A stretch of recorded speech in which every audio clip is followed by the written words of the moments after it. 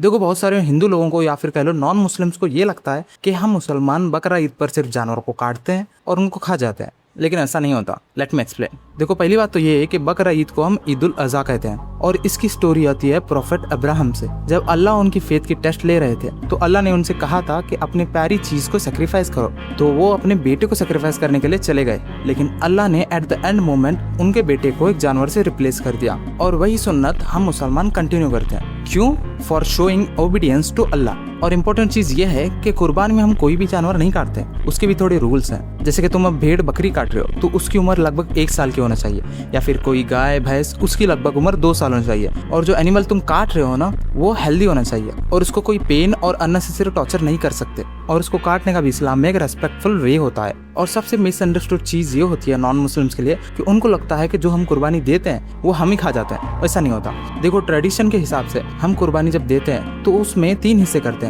पहला हिस्सा हम खुद अपनी फैमिली के लिए रख लेते हैं, और दूसरा हिस्सा हम रिश्तेदारों रिलेटिव्स को बांटते हैं, और तीसरा हिस्सा हम गरीबों में बांटते हैं। और हाँ, हम गोश्त नॉन मुस्लिम्स को भी दे सकते हैं अगर वो एक्सेप्ट करें तो। और जो बहुत सारे गरीब फैमिलीज होते हैं ना जो साल भर मीट नहीं खा सकते, तो उनको ये फेस्टिवल में मीट खाने का मौका मिल जाता है, क्योंकि कुर्बानी का असल मीनिंग शेयरिंग और चैरिटी होता है। तो आप भी अगर उन लोगों में से हो जो सोशल मीडिया के क्लिप्स देखकर कुर्बानी को जज करते हैं, तो आप बहुत ही स्मॉल पार्ट देख रहे हो, क्योंकि कुर्बानी का असल मीनिंग अपने ईगो, अपने ग्रीड और अपने अटैचमेंट को सेक्रीफाइस करना होता है। और जो ब्लेसिंग्स होते हैं ना वो सारे लोगों के साथ शेयर करना होता है।